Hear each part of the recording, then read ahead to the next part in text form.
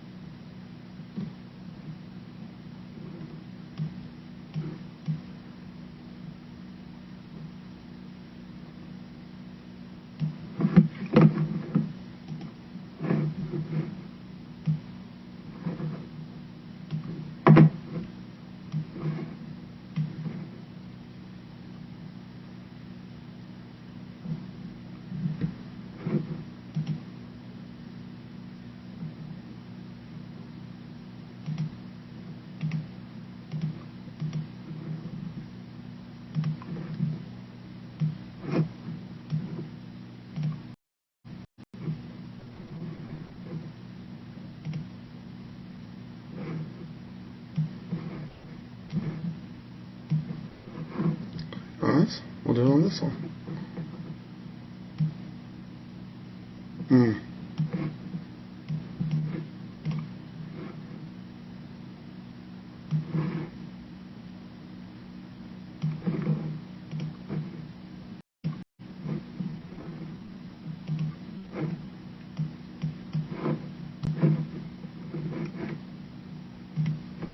Okay, good morning, guys. Sorry, I was running behind there, and I was late posting the link to the meeting for the general public.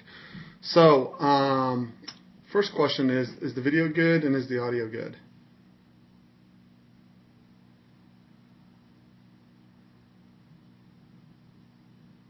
Okay, thank you, Mike. Okay, so good morning. I hope everyone's having a good morning. So the first thing I want to say is it's Fed Day. Fed Day is hard. It's the one day where I see that and non-farm payrolls, where I see people lose a lot of money, obviously after 1 p.m. on Fed Day, and in the case of non-farm payrolls, the first hour and a half of the trading day and the hour in front of the market open. Because of the potential for the market to move so violently, what I would generally do is areas that I'm looking for counter trades on Fed days are plus 20 and minus 20 on the day, and generally minus 20 from or plus 20 from wherever the market is, just prior, the 5 minutes prior to the Fed release. And keep in mind, there's some, like last time, the Fed release was fairly, the reaction was fairly muted. However, if you go back and look at, let's say, the last 6 Fed releases, there have been times when the swing up and down has been plus 30, minus 30, and within a 15 to 30 minute window. And so most of us, myself included, I just can't trade the normal size that I trade and withstand the stops that are required in that kind of violent flip-flop. So at any rate, that's what I wanted to leave y'all with, primarily Fed-wise. So let's talk about today and what we're looking at. So the other general trend has been in the morning of the Fed day has been a push-up in the morning. The downside on most Fed days has been hard to garner. If you'll look, NQ's been weak. However, that relationship is also changing. There's clearly a rotation into ES. ES has been far stronger than NQ has been. And the simple question is NQ breaking down, or is it simply correcting and no longer providing market leadership? And the next question is ES going to break out to the upside? It would be a fairly easy stretch to get above, I believe that 92 and a quarter is the high, and it would be an easy stretch to get up there post-Fed. The question is it break out and then fail back to the downside? We'll find out. So there was a lot of noise about Twitter last night. I don't think Twitter matters at all. So let's look at where we're looking at taking trades. Right now, Globex high is 73 and 3/4. It's gotten stronger since when I started doing this around 5 a.m. this morning. So areas that I'm looking to take a trade in. Second here. Let me grab my notes real quick. Okay, so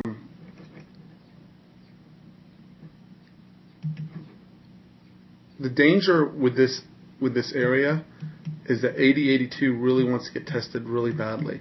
I would expect after the first hour we're going to get balance, but we could drive in the first hour. So size of rotation will obviously matter. First time, depending on where we open, but if we open at the 70, first time somewhere between Globex high, if it stands right now, and the 75 and a quarter, I will take a trade first time into this area. The risk in this area, as it is every single day, is that I will get caught in an open drive higher or the beginning of an open drive higher and get stopped out relatively quickly. The way I decide I've always decided, and the way I still decide, is if I can handle this, if I can handle the stop without it letting it affect the balance of my day. This has been a highly profitable trade for me. This first move into the highs, Globex high area, particularly very close to the open, has yielded me 2+ points on multiple occasions. And if I get a stop or two, it will make no difference to me. You need to decide if you're comfortable with it or not.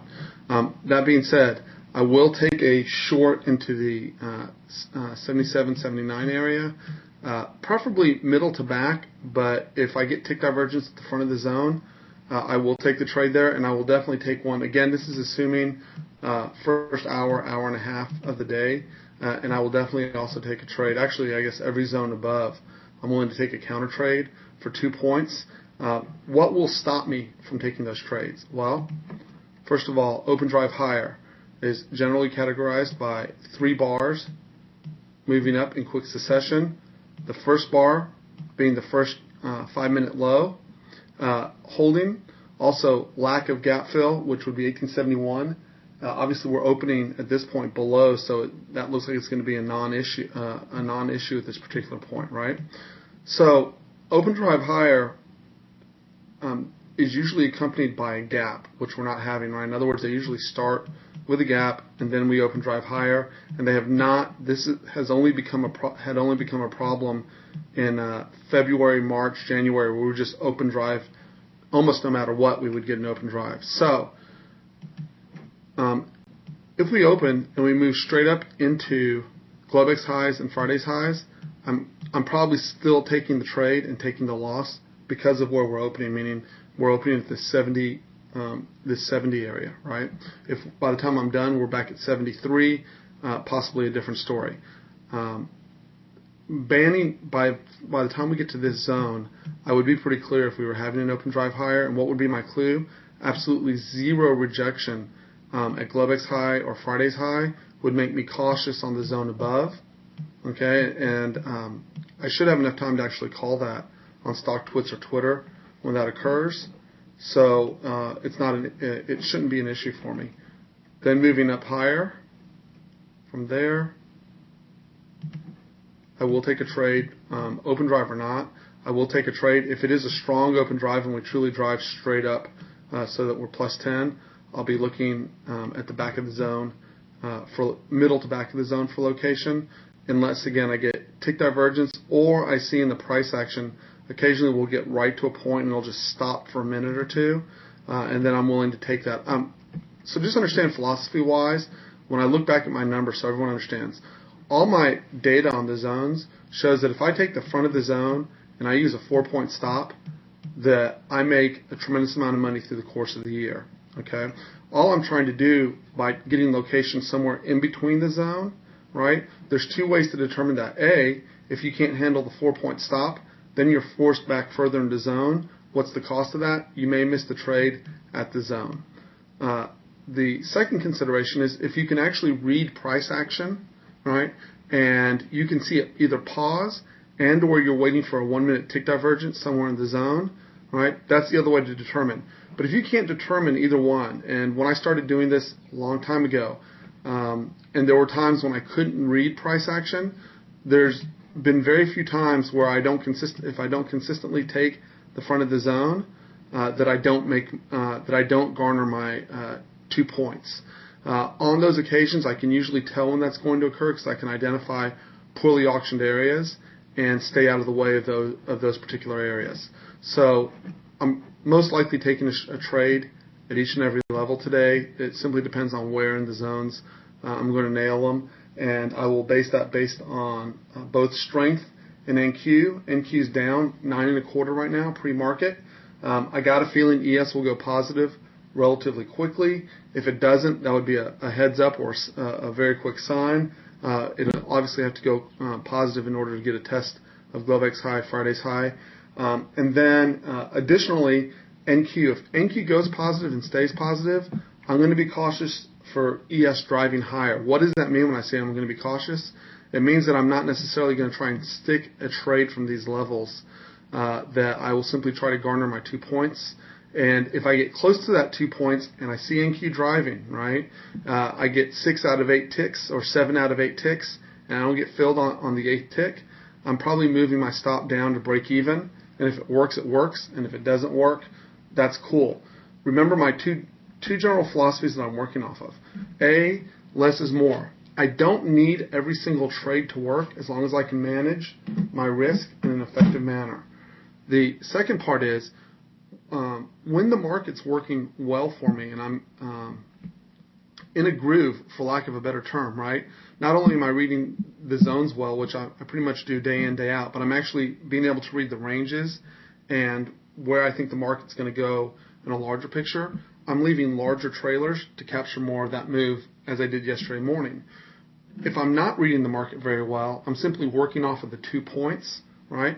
And all I want to garner, there's enough of the year where I garner those, my trailers garner a lot of money, or a lot of points, more appropriately, garner a lot of points per contract, that I don't worry if I go through a period of time where I'm just getting 2 points per trade. I believe it was one of my coaching clients, Alan, pointed out, I think he said in the last 30 it was either the last 30 days or the last 30 trading days, I forget which, but he said the first touch of the zone, of each zone, in the first hour and a half, garnered a total profit of 44, I believe it was either 44 or 46 points for the month. I haven't gone back and added it up myself. But normally, in most markets, meaning if you look back over the past 10 years, with the exception of 2009, where we had really wide ranges. But normally, first touch of the zone yields me 2 points. That's the normal course of action, except where it's poorly auctioned. So, and then again, all you need is 1 or 2 trades a day. You'll notice I pretty much dropped off the grid after 10:30 a.m. I was tired from the prior day, and most people can finish trading by 11 a.m. and have those consistent profits day in, day out. So let's look above post-Fed, because I don't think we're getting above 1882 prior to Fed. After the Fed, if we spring up, this 1885 area to 1887.50 is a zone, okay? But I'm going to let it stretch all the way up here for a test. I would expect responsive sellers the first time in here, even with the Fed. The risk is if you jump in here, right, and we're getting one of these numbers, right, where it's just driving, you do run the risk of getting just stopped really fast. I generally don't trade, or at least I say I don't trade. Occasionally I do. I'm planning not to trade the Fed release today. First of all, I don't think there'll be a huge reaction, but if there is, great. The risk is simply you have to accept, number one, that we can get a whipsaw like this, and that secondly, if you go back and look on other Fed days, generally the candles often look like this, with huge tails on them. So what does that mean? Generally, I'll cut my position size down to 1/3 my normal size if I do trade it, right?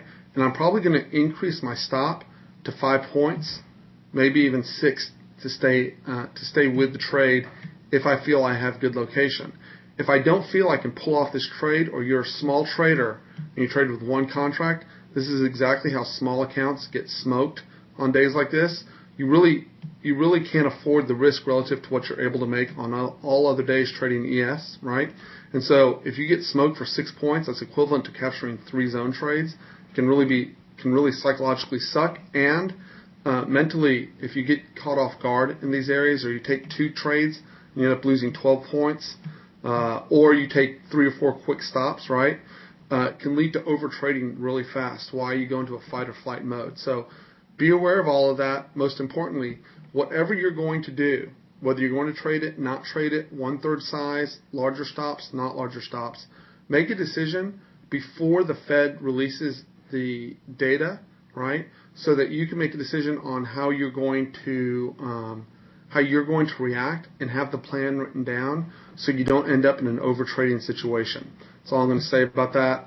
I've been smoked plenty of times on prior Feds, and so I've learned my lesson, which is, for the most part, the best thing for me, if I look back at all the Fed dates, was simply not to trade. I think I've garnered maybe 5 or 6 huge days. This is going back 20 years, maybe 5 or 6 huge P&L days, but all the others have been high stress and mostly losses. So that's my personal track record, and I know that I don't like high stress, so that's where I'm going with that. Now, if it gets past half an hour and there's no movement, or we're in a regular trading environment, I may go back to my scalps. By the way, guys, for my coaching clients, on the NQ scalps, I lose my edge during Fed on those scalp setups in NQ, so keep that in mind. I simply don't have a winning track record on the scalps on Fed day and on non-farm payroll day. Let's go talk about the downside for a moment. First of all, you'll notice there's no zone in here, no zone between gap fill and all of this. It's actually quite a wide space. There's actually a support zone sitting right here, but these would end up sitting on each other, sitting on top of each other. It's quite possible we come back, simply test like this, and drive. Okay, but when I go back and look and try to figure out how this day would normally operate, it would make sense through some point in the course of the day to get a test of Globex lows and prior day's lows. So I'm just going to simply opt to either wait or miss for a test down here. We may get responsive sellers in NQ, and it may be enough to drag ES down towards the test. Also, right below here, 1863, there's a single point of support. It's very, very small, and generally speaking, all of this below 1865 is poorly auctioned, and it's really very poorly auctioned all the way down to Monday's low, okay? And the reason for that is we ripped through so quickly that all of this Okay, I want to be clear. All of this, somewhere in the next week to 2 weeks is my guess. Doesn't have to happen. But all of this, all the way down to 1840 area, will need to get retested, and there's an open gap sitting right here at 1839 and change. And generally the market likes to close gaps. Whenever we get into this area, and I don't know when that will be, okay, it's going to be fairly easy to rip through all of this. Keep that in mind. So what does that look like on the underside? I want to cover this especially, right? It means we can still get to areas of support, but if we're in a trend day down, we get to those areas of support, and they start doing one of these jobs, and then they flush, or they come up, and they don't get a 2-point rotation back up, and then they flush. Same thing in the next zone below. We've all seen this, where they come in, they sit into support zones, and then they flush. And then there's one or two ways we can go through these areas. Either we just trade straight through on strong selling, or if things are a little bit easier and a little bit better, we go through a re-auction period where we come to support, we sit on it, we get the 2-point rotations, and then we kind of drift down. We do one of these jobbers, sit in the zones, get 2-point rotations up, then drift back down. But at the end of the day, you still end up with a trend day down. Also keep in mind this doesn't all have to get re-auctioned. The reason why I bring all this up is if we get into a situation where the Fed news is negative for some reason, we can sweep through all of this area in a brutal hurry. And I'm going to give you an example of that. Let me pull up a chart real quick so you understand what I'm talking about.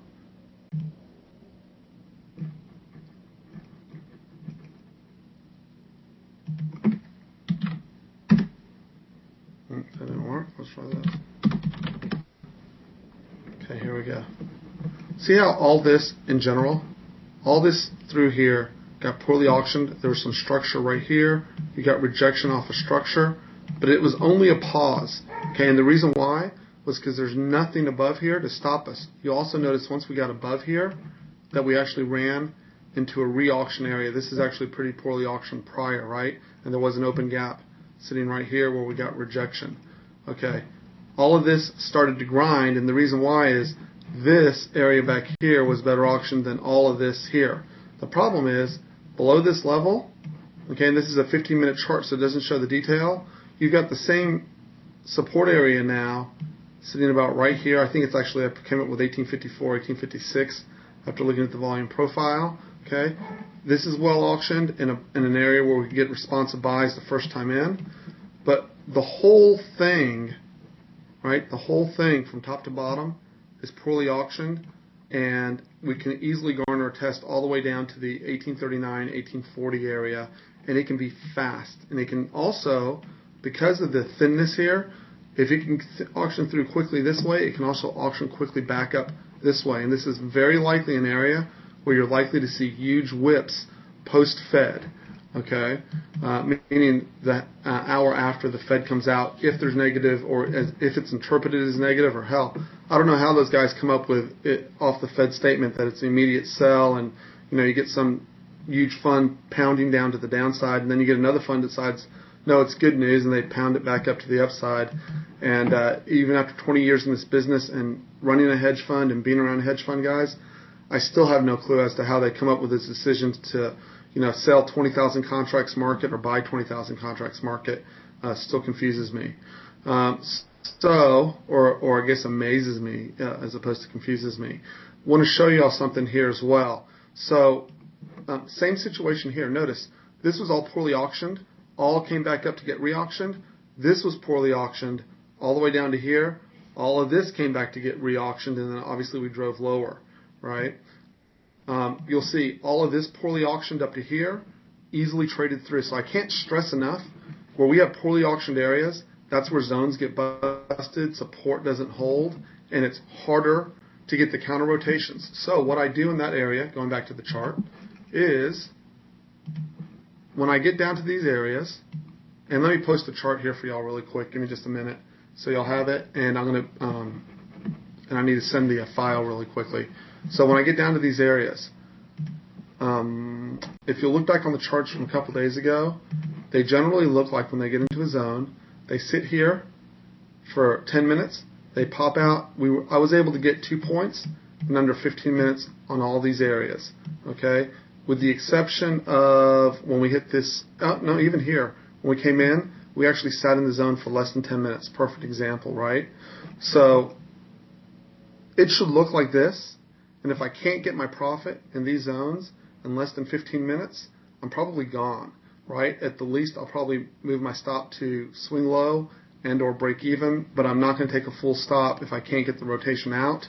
And remember, post-Fed, there's nothing that says we just can't sweep through these zones if there's enough sell pressure. And the reason for that, guys, you got to realize, for those of you who haven't watched it, if you ever get a chance to, there's a film that was made back in 1987, early 87.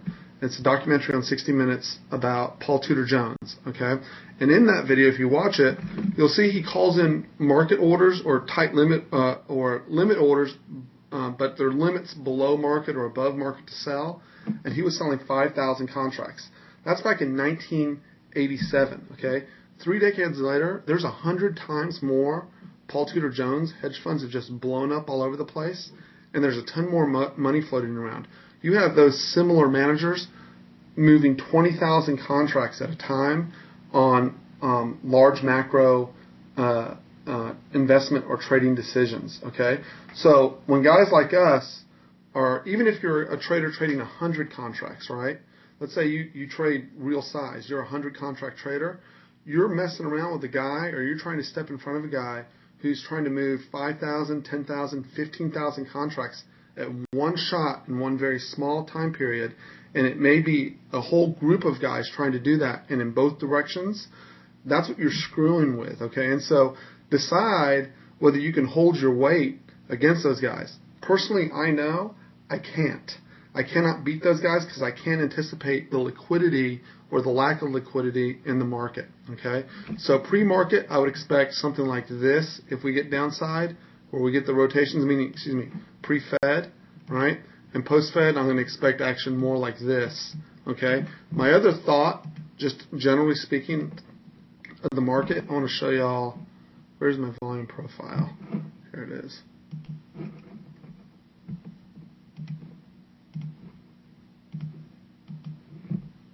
How am I doing on time? Oh, I'm actually ahead of schedule today. That's nice. So give me 1 second. I'm going to actually, before I do this, let me get the chart out and posted. Okay, let's get it from, squeeze it a bit more. So, here, we'll do it this way first.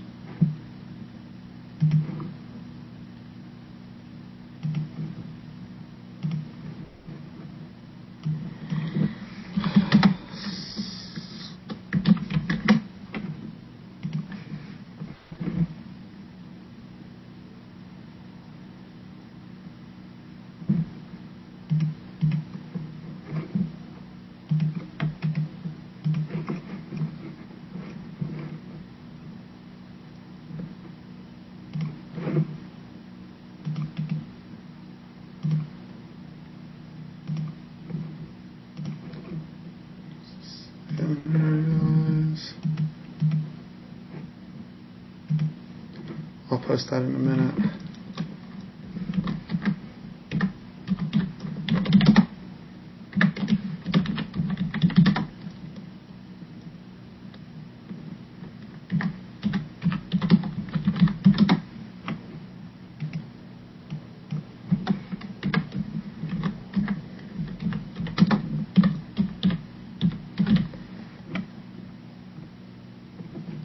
Okay, so everyone should have that now. And give me a second for the file. Move that, change it, let me resave it.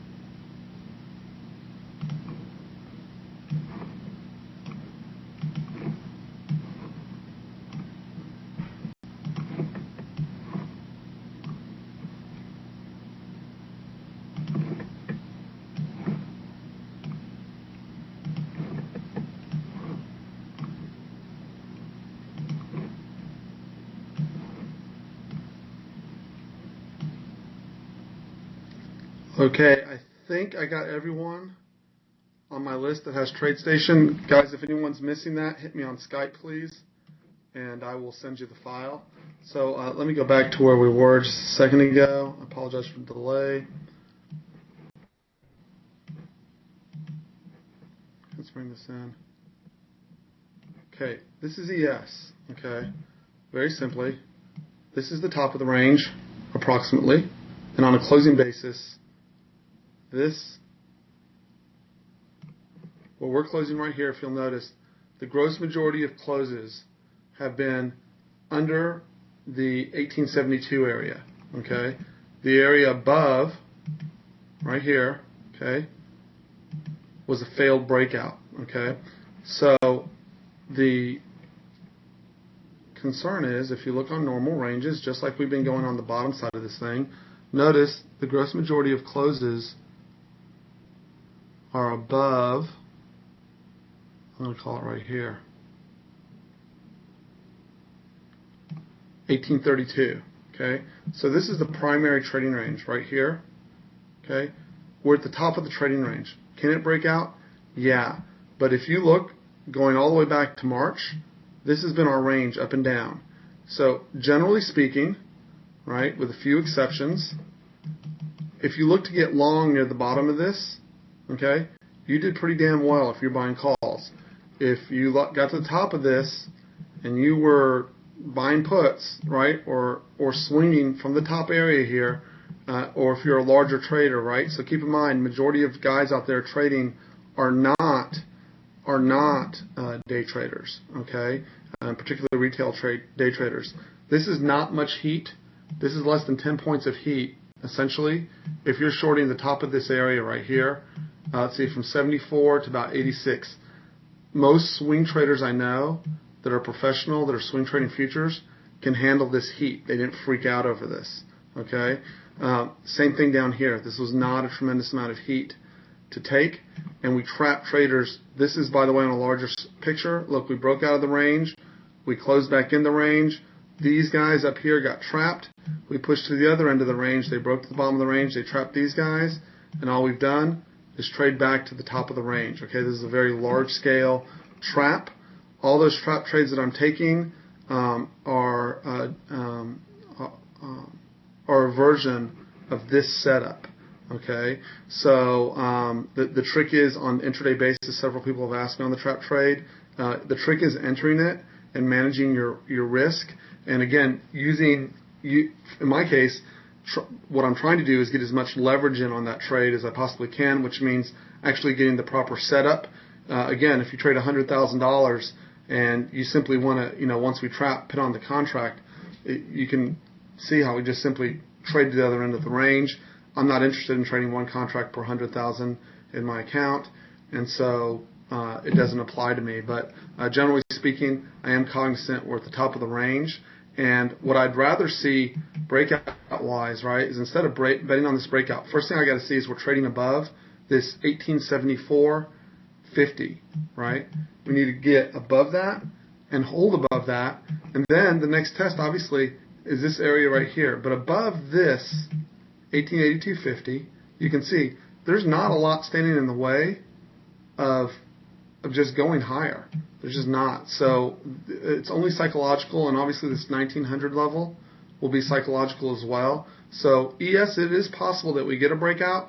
Betting on the breakout, right? Look, it's been people who've been betting on it for 2 months now, right? Have been getting their ass kicked if they're betting on it from the top of the range. So it's not for me. If it breaks out, I'll see it. I'll see it in the open drive higher. I'll see it in the lack of rotation down.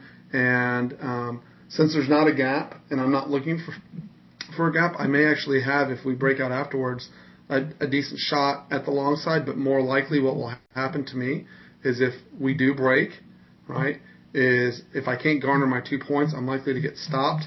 And I'm simply going to have to wait to get a pull down, just like we did the following day after we broke. I got a shot at getting in on this thing and a move to the upside, and the second day is usually my easier entry. I generally miss the first day unless I get a swing from swing low or a pull down, and it doesn't happen very often for me. So at any rate, I think that explains that pretty well. Looking at NQ, on the other hand,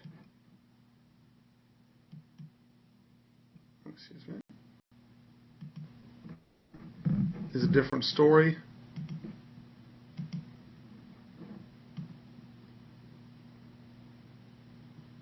Okay, so let's crunch this up really quick so we can see this. Okay, first thing I noticed, obviously, we are in a solid downtrend, okay? So we got to get above this, we got to break and hold above this downtrend. Not only that, but this is a megaphone pattern, okay? And I generally don't trade these, but if you look, the signature of a megaphone pattern is it keeps getting more volatile and wider, and that's exactly what's going on right now. Okay, so you can see we've moved right up to the top of this megaphone pattern, and if we get responsive sellers in here, we have a good distance to go to get to the bottom of this. It would essentially break this 3400 level, right?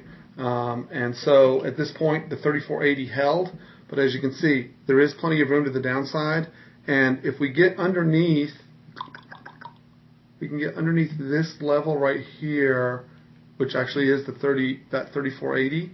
It's incredibly poorly auctioned down here and would be pretty easy to slice through this. There would be some support areas in here, but this piece right here was very poorly auctioned and lines up with the very bottom of this megaphone. So I would have this pattern drawn on the daily chart, and also when we get down here, right, don't press your shorts. This is already going to be a huge move to the downside if we get it, even if it's over a couple of days.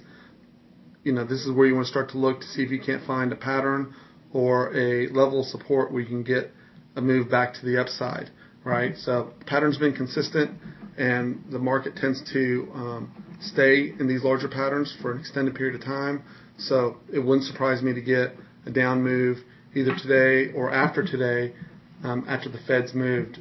I just would be surprised to see this break. If we do break, right, obviously the first clue that we might break would be get above and hold above. This 3600 would open the door for a further move higher.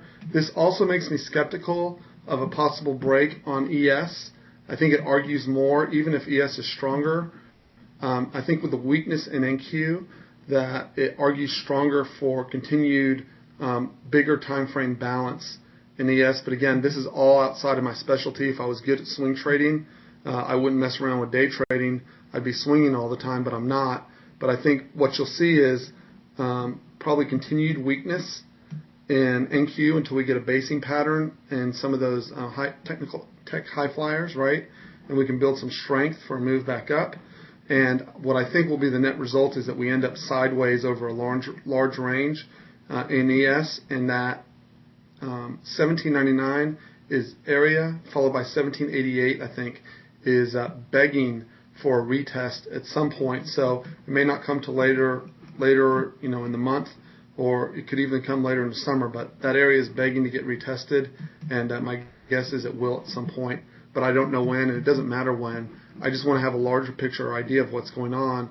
So I'll be keen, right? Even if we get a drive up, it's going to be hard to get a sustained move higher without NQ getting above 3600. If we get above 3600 and hold, my guess is a lot of institutions or a lot of professional traders, obviously I'm not the only rocket scientist to see this, will have built pretty decent sized positions on the top end of this because they've been getting paid each single time, and they tend to like to repeat till it's broken. And I imagine if we hold above 3600, okay, and you'll notice in this particular case we gapped above the megaphone pattern, but we gapped above and we immediately sold down. If it's a move where we come up like this and close or look like we're going to close above, I imagine it could generate a squeeze, and then this 3650 to 3670 area becomes a possibility, and then we'll go from there. So just to be clear, this morning on ES. Okay, so we're pushing 1869 right now. So obviously 1867 to 1865 is prior day's low. I would expect, again, first move into this area to generate a rotation up for 2 points. And my guess is we're going to attempt would at least attempt a shot at gap fill, right? Again, that gap fill area, there is a zone here. I didn't pit it here because I think that we have a better shot at testing Friday's high and Globex high than we do rejecting out of here. But it is possible that we reject out of gap fill if that happens. I doubt that I take the gap fill because it'll leave me getting caught in a very tight zone where we could simply just test 2 points higher. And I have no way of setting this trade up well in this area except for price action, so I can't call it beforehand. So in this case, I will take the first test of Friday's high, Globex high, and pretty much each one of these zones. The exception to this zone again is if we get the Globex high and Friday high and just bust like that, I will wait to see either tick divergence, the very back of the zone, or a pause in the dome, which is the hardest one to call, right? And then I will take a short up here plus 10, unless this gets close to 11 a.m. Central Time, too close to the Fed for me, and I can't figure out. It gets thinner and thinner as we get closer to that 1 o'clock period of time, and I don't feel like screwing with it. On the downside, this morning, I probably will take a trade somewhere between the 67.25 and 65.25. I'll probably try to push closer to that Globex low, right? And then here's the deal with this, right?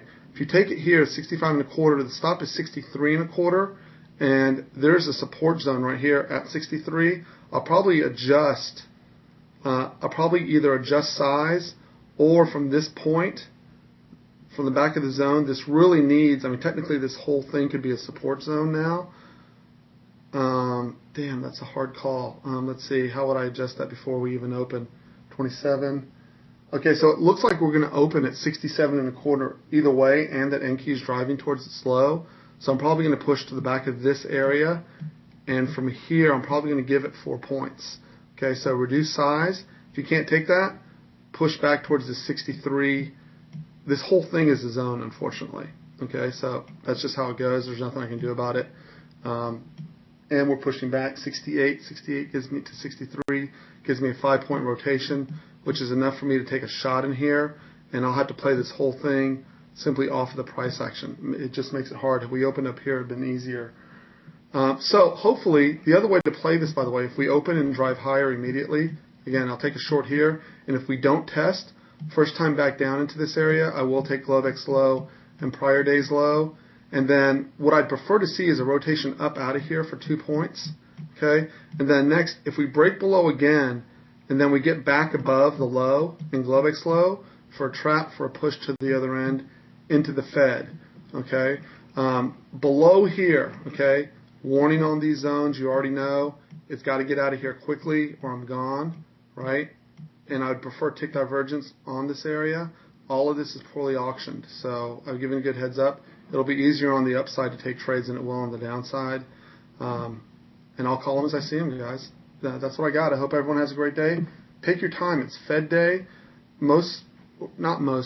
There's so many small traders that lose their ass on Fed day, okay?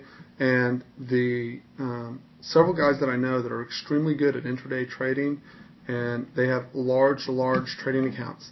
They tend to take Fed day off, and a couple of them just turn the next 3 days just simply into a vacation time because their edge is diminished, okay?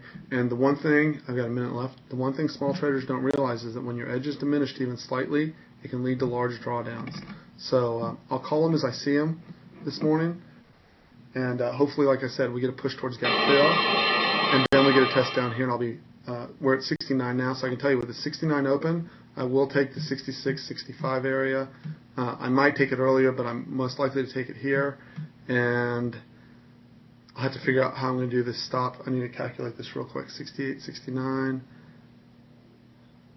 I'm probably going to put a stop 1 point behind the 63. So 62 is probably my stop because we get into no man's land there, and it can move down pretty damn quick. So that's about 3 points from 65.25 will be my stop. Adjust appropriately for the risk, or figure out if you can take the risk relative to what's going on. And I would expect NQ to get weak here this morning. If it doesn't, and they get a responsive buy, but it's already getting weak, as a matter of fact, I need to see if we can get a counter move back up, and I might look to take NQ to the downside here this morning. So talk to you in a little bit, guys. I'll call them as I see them, and we'll talk soon.